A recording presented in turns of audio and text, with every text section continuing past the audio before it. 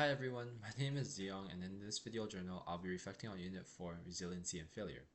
This unit really helped shift how I view failure, not as something to avoid or fear, but as an essential and valuable part of both career growth and learning. I'll be sharing my initial thoughts on failure, which video resonated most with me, and some strategies I want to use to help build resilience moving forward. Now, throughout my life, I've always been afraid of failure. Some of my friends and family even call me a perfectionist, and honestly, they may be right. I used to see failure as something very negative, as if making a mistake meant letting everyone down and myself down.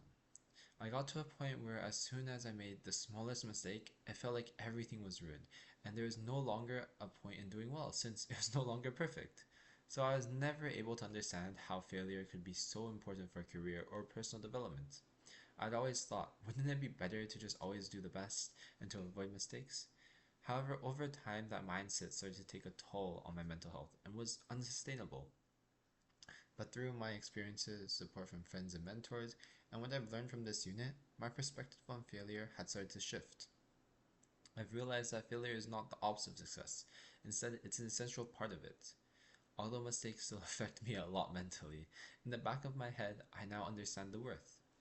This unit has reminded me of the importance of reshaping our mindset to failure, to view it as stepping stones and opportunities to grow.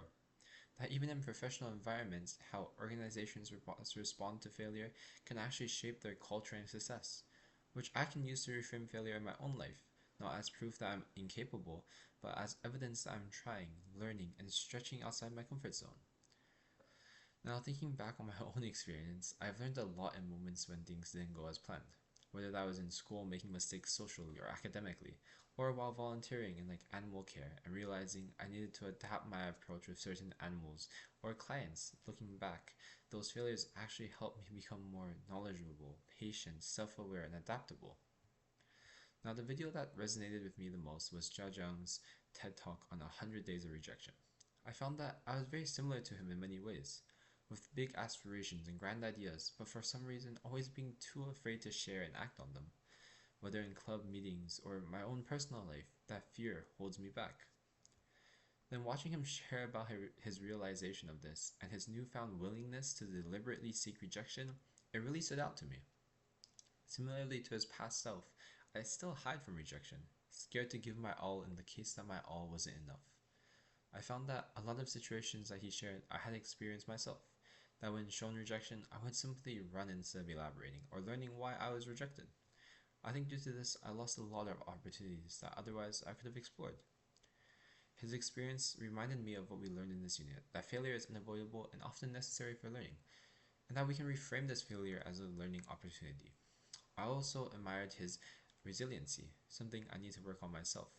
He showed what it meant to develop a growth mindset, that even during these uncomfortable situations, he was able to find humor in it and view each as a new opportunity to grow. Overall, watching his talk made me realize that I often let this fear of rejection stop me from trying new things or taking risks. His story has encouraged me to cultivate a positive growth mindset and learn to be more uncomfortable. Now, moving forward to develop my resiliency, I think the most important is to cultivate a positive mindset, focusing on strengths and how I may have improved rather than where I was wrong. In order to achieve this, I will have to practice self-compassion and growth, taking a step back and framing these events in positive lights, and also catching myself self-deprecating and instead cheering myself up. Furthermore, I think I'm really lucky to have the wonderful friends that I have who help support me. Therefore, I need to improve my own mindfulness and reflection skills. I'll prioritize balance and more self-care by taking time to reflect on experiences to help me stay grounded instead of overthinking or breaking down, while also maintaining good social and physical health to help my own well-being. Then my last strategy is to embrace discomfort, saying yes to opportunities that scare me, like leading open crowd speeches, seeking mentorship with professors, or initiating new projects. Overall, this unit helped me understand that failure and resilience aren't opposites. They actually work together. Failure provides opportunity, while resilience is the skill that helps me learn from it. And as I continue to grow as an individual and career-wise towards becoming a veterinarian, I want to embrace these setbacks as moments of learning and remind myself that progress often comes from discomfort. Thank you all for listening.